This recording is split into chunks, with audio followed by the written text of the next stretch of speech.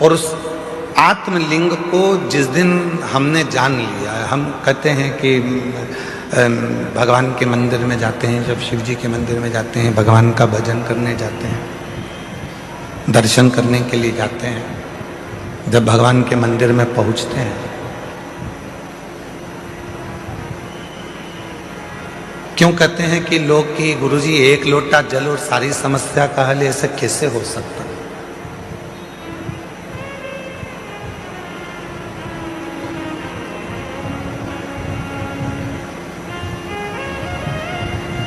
कैसे हो सकता है?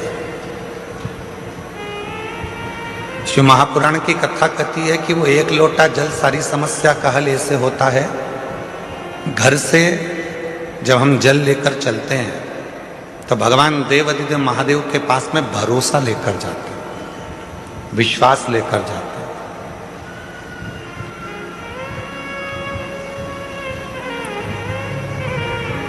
ये आत्मलिंग जब शिवलिंग के सामने जाता है और आत्मलिंग और शिवलिंग के बीच में जो जल चढ़ाया जाता है, जो जल चढ़ता है, वो आत्मलिंग और शिवलिंग के विश्वास को, भरोसे को दृढ़ कर देता है।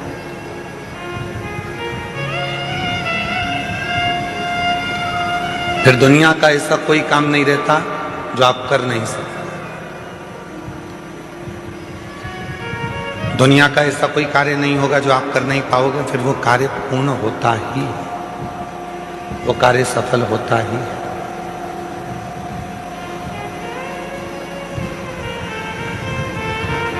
एक सुंदर चरित्र, उधर आवाज नहीं जा रही है भाई, आप आवाज खोल रहे हो परंतु वो गूंज रही है, उसको डीले कम करो क्योंकि वैसे ही वो हॉल है ना तो गूंज रही है, और आवाज को क्लियर करो। और इधर साइड में आवाज नहीं जा रही, तुम्हारे लड़कों को भेजो उधर सुनने के लिए। उधर भी नहीं आ रही है क्या? उधर भी लड़कों को भेजिए। शिव कथा कह रही है, भगवान देवाधिदेव महादेव का चरित्र कह रहा है, भगवान शंकर की पवित्र कथा कह रही है। शिव को रामचरितमानस में विश्वास कहा, और जब व्यक्ति के जीवन में विश्वास प्रबल हो जाता है, भरोसा दृढ़ हो जाता है, तो उसका कार्य अपने आप सफल होना प्रारंभ हो जाता है। अपने आप वो कर्म भी करता है, मेहनत भी करता है, परिश्रम भी करता है, और शिव पर भरोसा कर कर आगे भी बढ़ता है। पर कभी कभी ऐसा योग भी बन जाता है कि हम मंदिर जाते जाते, भगवान का दर्शन करते करते, भगवान को एक लोटा जल चढ़ाते चढ़ाते, भजन करते करते, कभी कभी ऐसा भी समय आ जाता है कि हमारा मन, एक दिन ऐसा होता है कि अब मंदिर नहीं जाऊं तो अच्छा, बहुत दिन हो गए।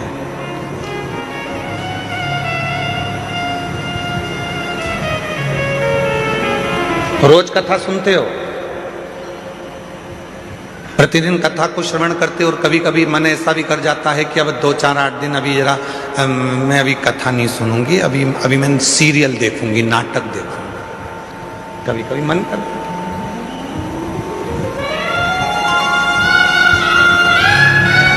रोज ही तो सुनते हैं, प्रतिदिन तो श्रवण करते हैं। तो अब मैं कथा ना सुनकर मैं नाटक देखूंगी, सीरियल देखूंगी। आवाज गूंज रही है, खींच के बोलना पड़ रहा है, आवाज को क्लियर करो आवाज।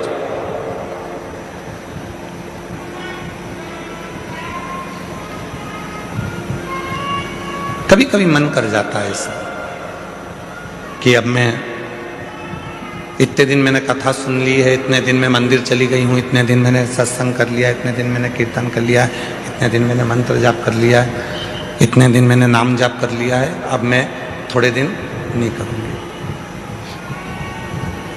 क्यों? कभी आपने विचार करा कि ऐसा मन में भाव क्यों आ जाता है? किस लिए आ जाता है? गुरु में और भगवान में एक बहुत बड़ा अंतर है।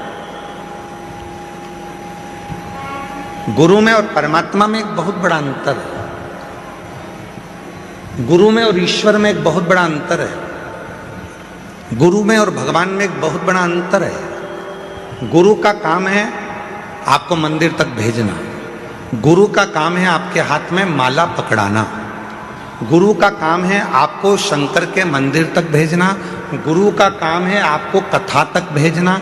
गुरु का काम है आपको भजन तक भेजना। गुरु का काम है आपको मंदिर तक भेजना। और परमात्मा का काम क्या है?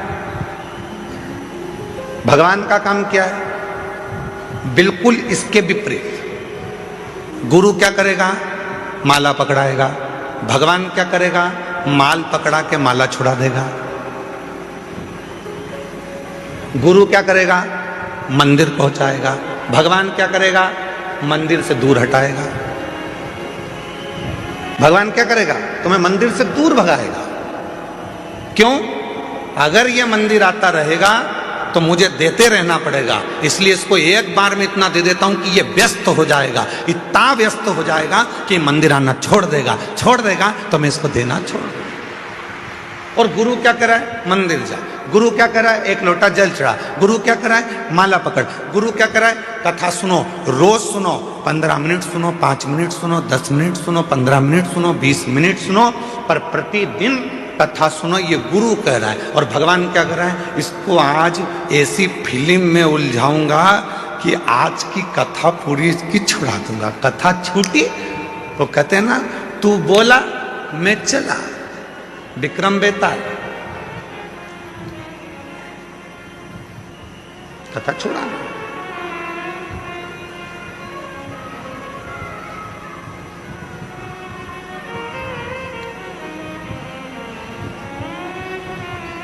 गुरु मंदिर भेज रहा है, गुरु शिवालय तक भेज रहा है, गुरु परमात्मा के पास भेज रहा है, गुरु सत्संग में भेज रहा है, गुरु परमात्मा की भक्ति में भेज रहा है। और परमात्मा मंदिर को छुड़ा रहे हैं, माला छुड़ा रहे हैं, सत्संग छुड़ा रहे हैं, भजन छुड़ा रहे हैं। अगर ये भजन करता रहेगा, सत्संग करता रहेगा, नाम जाप करता रहेगा, स्मरण करता रहेगा तो मुझे देते रहना पड़ेगा।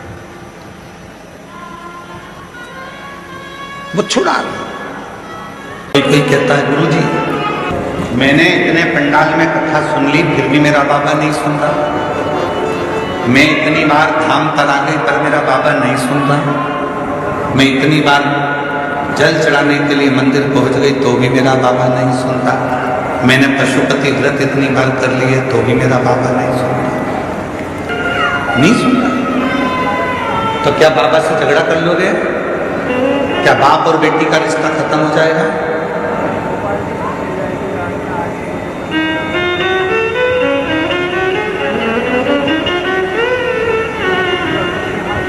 क्या बाप और बेटे का संबंध खत्म हो जाएगा? एक बच्चा बहुत रो रहा था, बहुत, और बच्चा बहुत रो रहा था, बहुत रो रहा था। पास में बैठे हुए लोग कह रहे थे बच्चा इतना रो रहा है, बहन जी तुम्हारे हाथ में दूध की बोतल है तो उस बच्चे को दूध क्यों नहीं पिला देती हो? बहन जी ढक्कन खोलती हैं उस दूध की बोतल का, फिर हाथ लगा कर देखती हैं, बच्चा बिलक बिलक कर रो रहा है, भूखा है, माँ उसको दूध नहीं दे रही, दूध की बोतल पकड़ी है पर दूध नहीं। फिर रोया बच्चा, माँ उसको दूध नहीं दे रही। माँ ने बोतल का दूध हाथ में लिया, फिर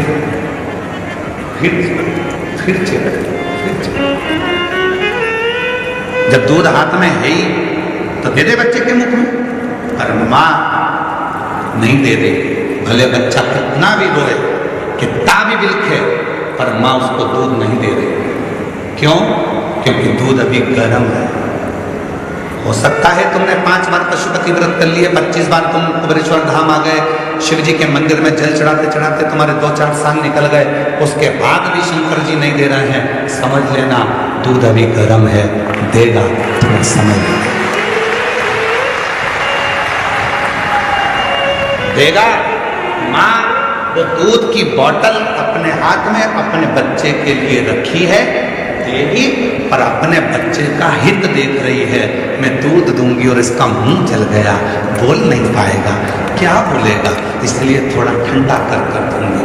भगवान भी ऐसा नहीं है कि मेरा कुबेरेश्वर बाबा तुम्हारी झोली नहीं भरेगा, तुम आए हो देगा, किसी को जल्दी देगा, किसी को देर से देगा, पर यह मत सोचना कि तुम उसके यहाँ जाओगे नहीं, जाते रहो। जैसे बच्चा रो रहा है, बिलख रहा है, तो भी माँ हाथ में दूध की बोतल रखी है, दूंगी, चिंता मत कर। अगर वो बच्चा चुप हो गया तो माँ सोचेगी अब बाद में दूंगी, पर बच्चा रोता रहेगा तो वो एक ना एक बार ठंडा कर दे ही देगी। उसी तरह तुम भी आते रहोगे तो वो एक ना एक दिन कृपा कर दे ही देगा। थोड़ा समय लगेगा, थोड़ा सा। तुम्हें तो जल्दी है, नहीं बाबा मुझे तब भी दो, नहीं बाबा मुझे तो देना ही पड़ेगा। वो बहन सतना वाली बोल के गई है, हर महीने आ जाती थी कुबेरेश्वर धाम पर, शाम की आरती करती थी प्रदोष काल की, शाम की आरती कर कर बाबा से झोली पसार कर जब स्तुति होती है, उस स्तुति को कर कर मैं सबसे महंगा क्या है? सोना महंगा, चांदी महंगा, हीरा महंगा, तांबा महंगा, पीतल महंगा, घर महंगा, जमीन महंगी। दुनिया में सबसे ज्यादा महंगा क्या है? तो शिव महापुराण में भगवान शंकर नंदी से कहते हैं दुनिया में सबसे ज्यादा महंगा है भरोसा। वो दुनिया का सबसे महंगी चीज। जिस पर भरोसा करोगे वो एक ना एक दिन तुम्हारे भरोसे को तोड़ दे, और वो भरोसा इतना महंगा है कि हर किसी पर करा नहीं जा सकता। उस भरोसे को बस कर सकते हो तो अपने आप पर करो, अपने बाप पर और अपने देव अधिदेव महादेव पर इतना भरोसा करना कि ये मुझे पार लगा। एक रिश्ता वो होता है जो जन्म लेने के बाद से मरने तक रहता है, और एक रिश्ता वो होता है जन्म नहीं लिया उसके पहले से लेकर मरोगे उसके बाद तक एक रिश्ता चलता है, उसकी उम्र नहीं होती। वो रिश्ता है शिव से रिश्ता, क्योंकि शंकर की कोई उम्र नहीं। संसार के लोगों की उम्र है तो एक उम्र तक का रिश्ता होता है, शिव जी की कोई उम्र नहीं है।